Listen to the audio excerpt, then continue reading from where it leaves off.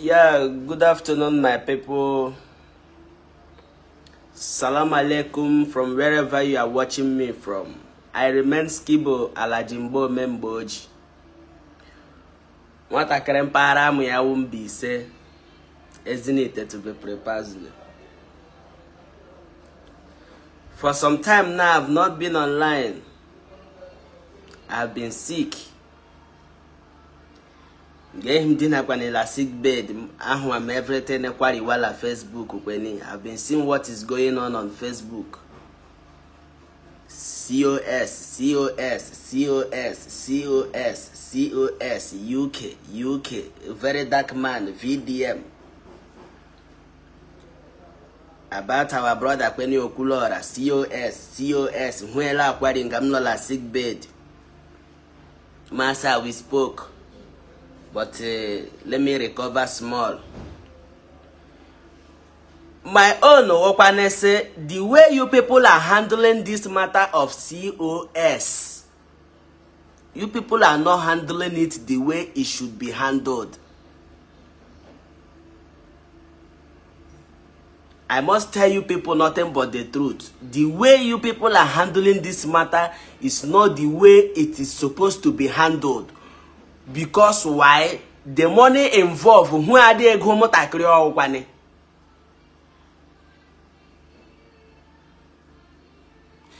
the Madam Flo, when he ask you for the money, when he only go see me COS.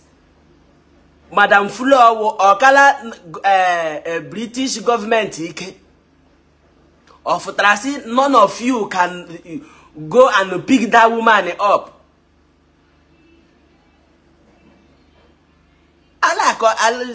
Same tomorrow, same story. Next tomorrow, same story. Echikwe, same story. Ndebe kwa pale be akwa ego hi. The way I heard, I said the ndeke no. I said the only ke collapse no because of ego.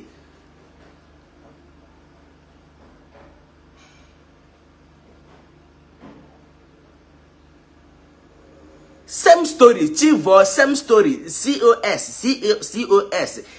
Yesterday, the woman, there is nothing tangible. I know the woman, I'll say, okay, from now to here, I will pay off this debt. Oh, same story. Some of you, when you know to ezioku, unu marake he ezioku. Hear me when you somebody you called your brother or your sister, if you see where he or she gajoro, look at this one, you didn't get it right.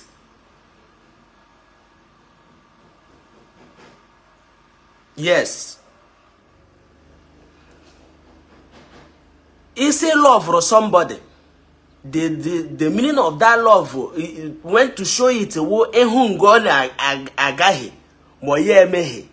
Toya mehe ali who see this one you did not get it right. Now in that group of our brother Okwuluora.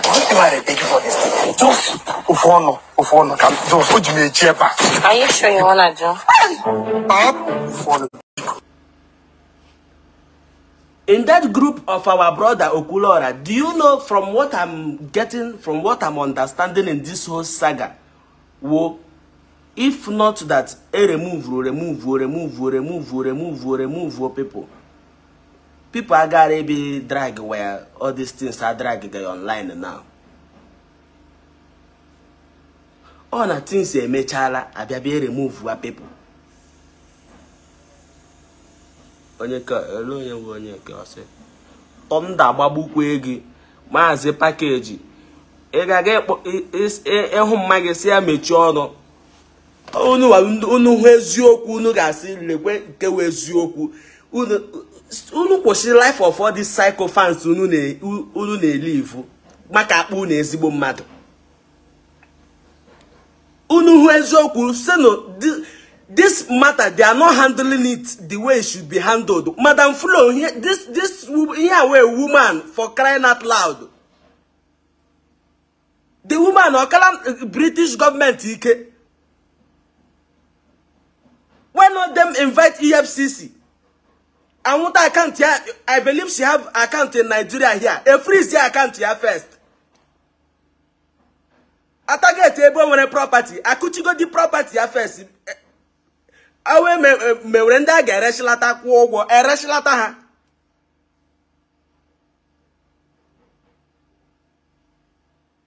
Carry someday. I put a live video. A quick something. I put a live video. A quick something. The woman in question is a woman. One lere our Igbo people. Nasha Hego, all in the name of saying that she's doing COS.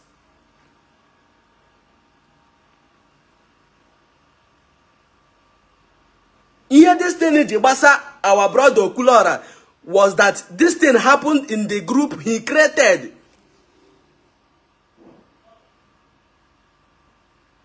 Anye this thing in Jibasa, ejile kuyeni, ejila dragi eni. Owude na le kupa na the thing mene na group o creatory. In group o creatory, he removed everybody. So you people should not blame anybody kog online.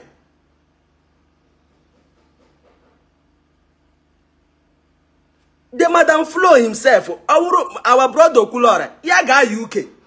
Our no UK kaga assault on that these people ego ha.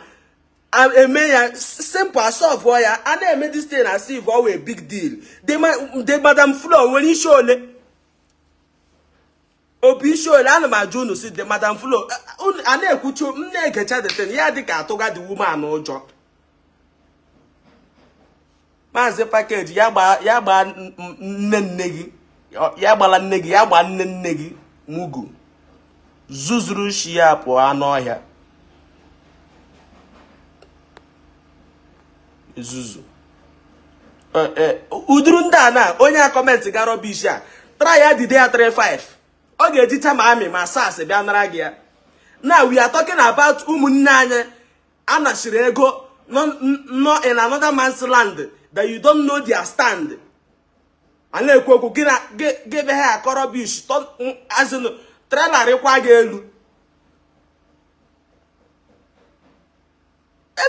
I just need to man like say then they fear the woman.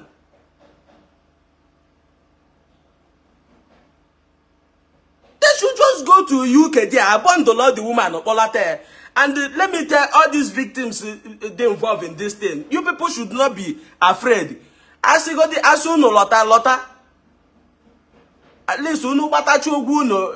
Una add to your small money. Try another country, guy. Life agwu na UK. Do not be afraid. I know now say some of you could say so Okwuluora abiakwala UK. More you no gaba na problem. Ya wuru mo obia UK egu na apota. Let him come.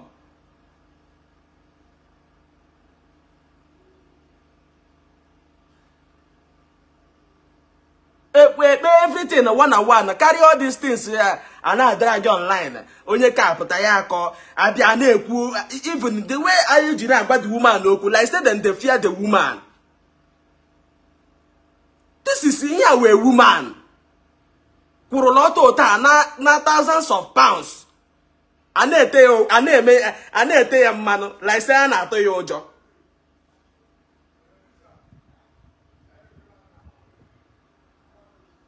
Ohaneze Ndi Igbo as in Kembe, I just come down, they follow everything as the thing they go. I just they follow them. And all these things just triggered this moment, very dark man who brule. Because I don't hear this rumor before. Yeah, mecha butu. I no come to hear them again. VDM I be a bully. Yeah, go again.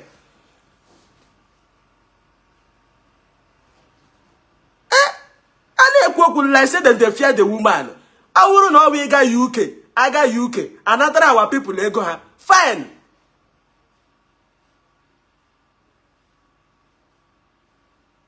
I got the UK. Yeah, we're going involve EFCC.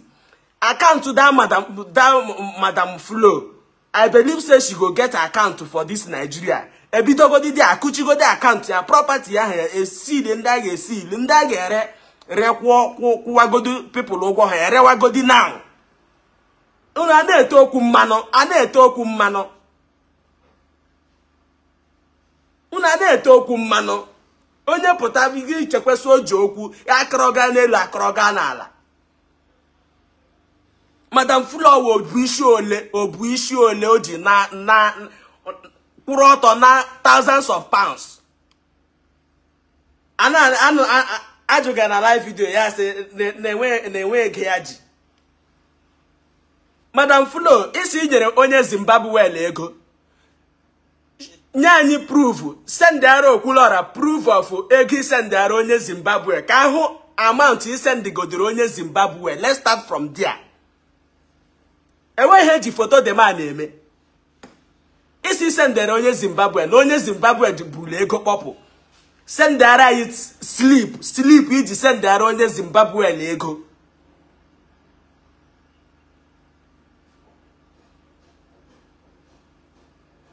Show you the film me. Unu etezili okwu mmanụ. Nobody dey feed you. Ihu okwu gị kwuo okwu. Get the show of ihe na-ekwukwanụ.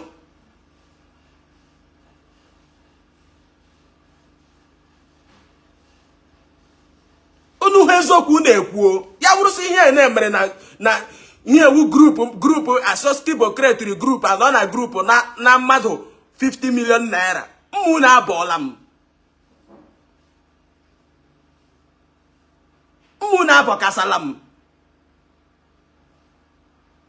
So what are we going to do now? Since things don't dey like this now. Okay, brother. Oh, Madam Flo. See, I send the arage. Also, nyere onye Zimbabwe ego. Make him send you sleep. Ego sleep o ji send the onye Zimbabwe. You send the go. Kamara go the actual amount o send the onye Zimbabwe ego lo ji popo.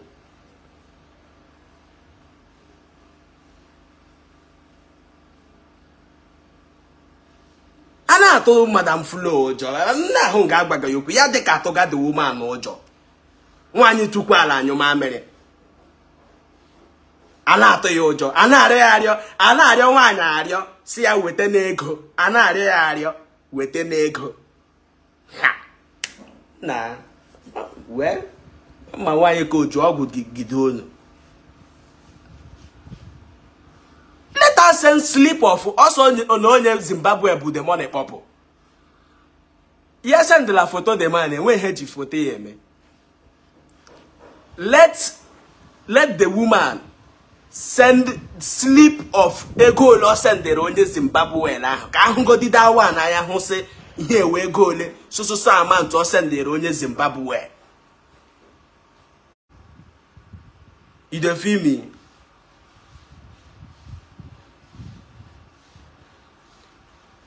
Okwuluora hand is clean. Ada to gamia. I know the doubt am. But ihe obula ga-eme ka ego this our people pụta si ka eme ya. Mewi ka eme ya owo no ye ga UK. Ga-eme these people ego ha pụta because amam how hard you when he dị iche na UK na Dubai. Sorry, my network dey worry.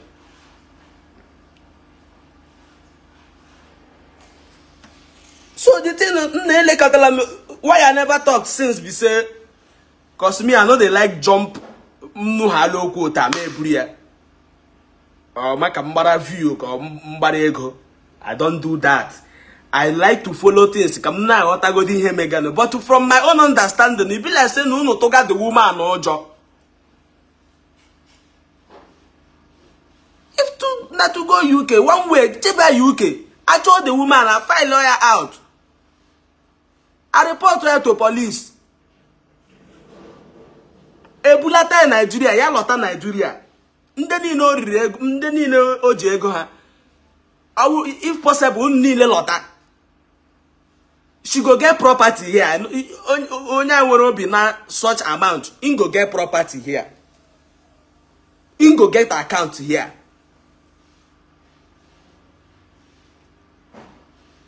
Ala to the woman, I say, Madam Full with the nego, Madam nego people, even some of them that something raise their money. Send around one. Give Ndi Igbo egwu. Alario zigario. Alario gario sege wo ndị mmadụ ogwo ha. Ego ekwugedi Igbo ego. Igbo inu Chineke. Igbo ego. What I'm saying is the so-called Madam Flo, she should provide the sleep. O di send onye Zimbabwe ego first. Ka ahụ godi anya mara ego lo sendere the man. Go. Let us know how much she sent to the Zimbabwe man. Let her provide the sleep. That's number one. Then that Madam Flo now, if she said that she doesn't have money, for those of you that say that she speaks English, I believe that she must have property here. She's supposed to have properties here in Nigeria. If she doesn't have money, then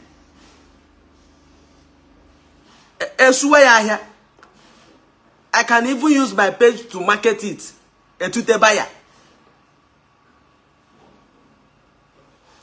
Because that money I got is alright. Our people are there suffering.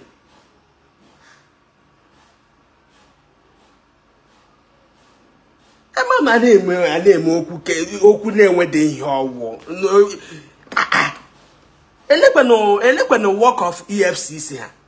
This is matter if you report this. Akuchi go the account to Yagodi.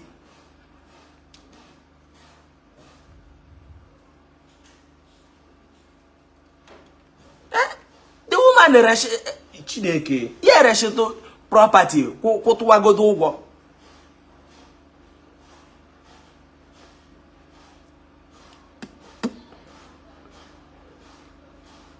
If she said that she doesn't have money, I was listening to her yesterday dinner at her sick bed.